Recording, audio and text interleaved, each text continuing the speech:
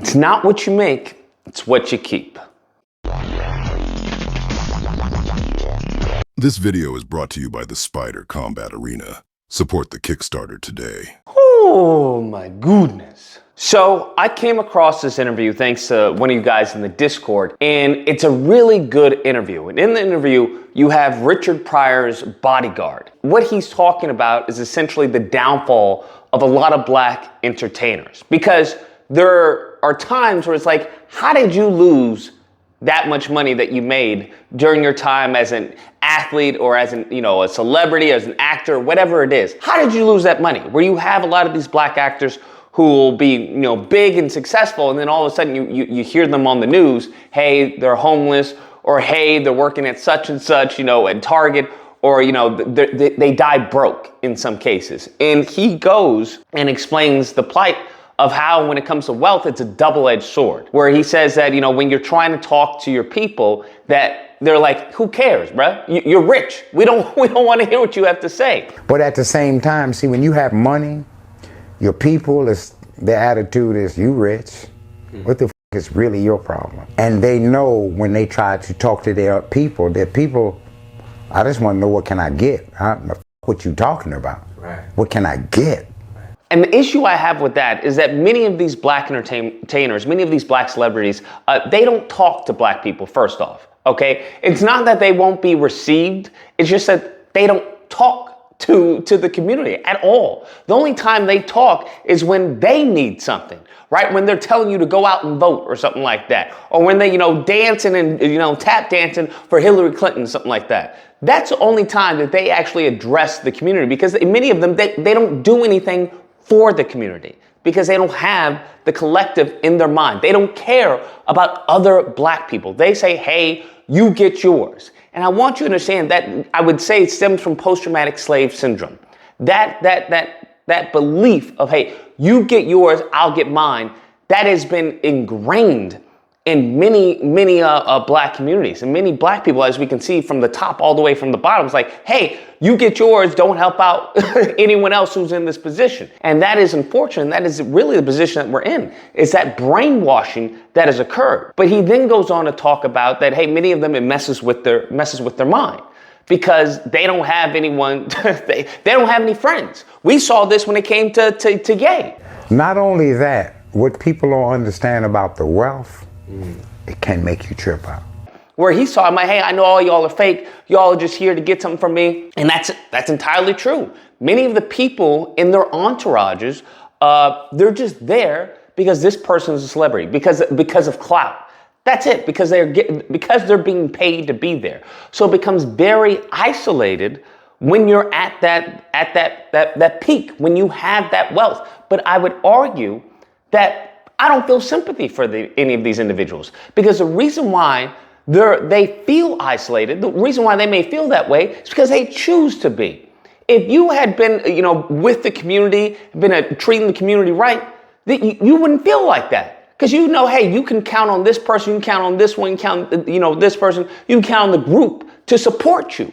But here's the thing, here's the beautiful thing about, these black wealthy elites, is that those people, the dominant society, they stripped them of that unity. They stripped them of that family. They stripped them of that attachment to the community. And the reason why is exactly what he says in this video. It's because at the moment in time, something goes awry, you have no one to count on.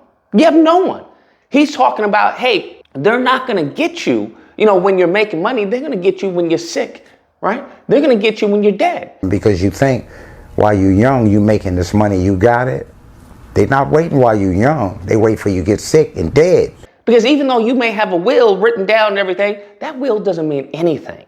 And anyone who's ever dealt with a will or someone leaving any type of significant or substantial amount of resources or capital to people, that's when the vultures come out. You can see even with family. The family becomes just vultures about it. Well, I want this. I don't think he meant that. I don't think she meant that.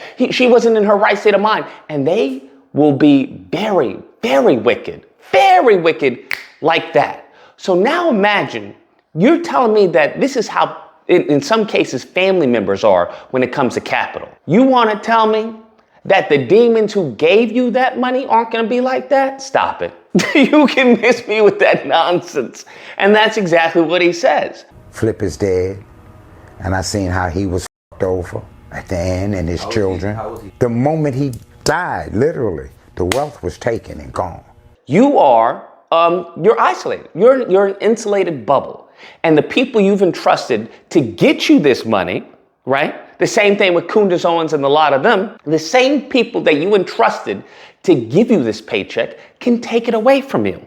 And now, right now, if you look at Kundus, she has nowhere to go. You're not going to the black community because you've been paid to talk trash about them for all these years. So now the Jewish community, now you cut that bridge, you burn that bridge on fire. And what happens to many of these people, they end up broke, right? Or they become mentally unstable.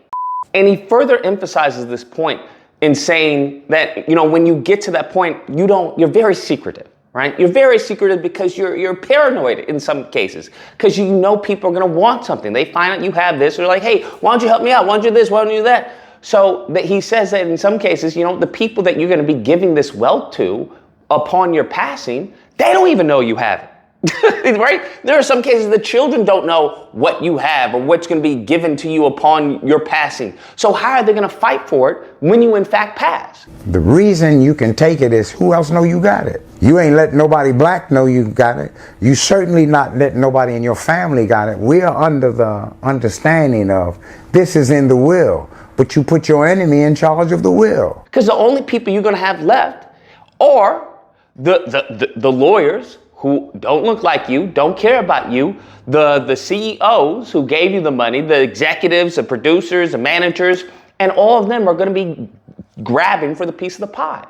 And the main people that you think is going to get these resources once you're, long and done, aren't. That's what's going to happen. I think that's the cruel trick. So you're going to wait till you die and say, it's not going to go that way. It's not going. Now, in her mind, while she's living, my will is directed like this. Your ass is dead now. You think we gonna follow that? That's the cruel joke, is that they spend all this time trying to get all this money, right? They wearing dresses, putting on lipstick, putting on makeup, right? Just making a fool of themselves. And then at the end of the day, they still have no generational wealth. They still have nothing to show for it. So it's essentially this money that many of these black entertainers have, it's essentially a lease. That's what it is. It's a lease because you can't do anything with it. You can't transfer it once you're gone. So he talks about how that's a hustle. You need to be worried about, hey, how are they going to take this from you? And they know us better than we know ourselves. But it's the plan they have for your ass, bro. That's what you got to get ready for. There's a part say, okay, there's nothing wrong with that. Make your money with who you can make it with. But it doesn't mean don't pay attention. What are they going to do? And he talks about Kevin Hart. He's like, hey, how do you know where Kevin Hart is? He's like, well, because he posted on his Instagram or whatever. And he says that don't do that. And this is something, I think a lot of millennials and old school people, we don't post like, oh, where we are every 5 seconds because we know what that can possibly lead to, right? You like our secrecy. We like our privacy. So he says, don't do that because someone can just run up on you and bang, done. Game over. And in many cases, it's the same people that gave you the money. It's the same people that you entrusted with your wealth that'll do schemes to steal your wealth. And he said, St. Lucia. I said, yeah. How you know that? I said, because it's on the machine. He's taking pictures. Me and my wife here. You don't think you can be robbed over there? I can get a ticket and come over there and rob your ass right in St. Louis. I hit you in your head right there when nobody think it's gonna happen, but you think I'm here and it's good. And many of these people, many of these entertainers have talked about it when it comes to their contracts, when it comes to what they sign, what they can do, what they should do. And if you have a bunch of minstrel shows, well, guess what? You either gonna have to join the minstrel show, or you're gonna get booted out. Because if everyone is brainwashed to behave in a certain way, behave in a certain manner, the moment in time you don't act like that, well, then you're the problem. It's not they have been brainwashed. Hey, when in Rome, you're the one that looks like a stranger. So I think this is extremely crucial for a lot of black entertainers, a lot of these black celebrities where, however you got your wealth, that's exactly what happens. And that's exactly what, we see in the community. But it's not us that's robbing your house. It's them that's robbing it because of all the security that you have set up. You set that up with them, and that's who's robbing you. Is that these people, they get selected, because that's what happens. They get selected. They cut their ties to the community. They put them on a pedestal around other people who don't look like them so they can feel a sense of identity issues, right? An identity complex. And then they strip you of it once you're long and done, right? We see this, with Wendy Williams and what's going on there. We've seen this with countless times of black celebrities, black entertainers who, just like that, gone. Wealth is gone. They take it. It's like, well, whatever happened to, to the kids? The kids are like, what's going on with that? And the thing is, we don't care because they distance themselves from the collective. They distance themselves from the group. So the only people who care are family, extended family, and the vultures that they signed the contract with. So they don't even have a support team. They don't even have people to fight for them.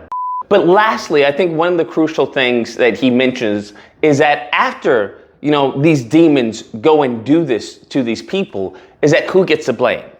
We get the blame. You set that up with them, and that's who's robbing you. We just gonna get the blame. And I've seen it happen. And this goes back to what I've said about our image being tainted, because they're the ones that are creating this image. They are creating this smokescreen to allow themselves to do the heinous and wicked things that they do. But by shifting the blame, like, well, it can't be me. My image is amazing. It's probably that person. It's probably that group. Look at their image. Look at what's going on there. And that's exactly what they do. That's exactly what they've done since the beginning of time, since we got here.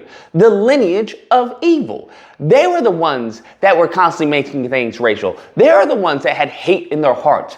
They're the ones that were doing heinous things to people and their own people. And what happened? Somehow we've been now the boogeyman of the country. It's a sick, wicked people, bruh. Anyways, guys, that's the video. Let me know what you guys think. Whether or not you believe, Lucas, he doesn't know what he's talking about, okay? You spend your money wisely, and that's how you get to keep it. That's how you make money, all right? You get a job, you work, that's how you keep your money. Or if you have to believe, absolutely. I know Jimmy Bob, that's what they told you, 100%. And that's why you're in your trailer park living your best life, right? Yeah? Okay, sure.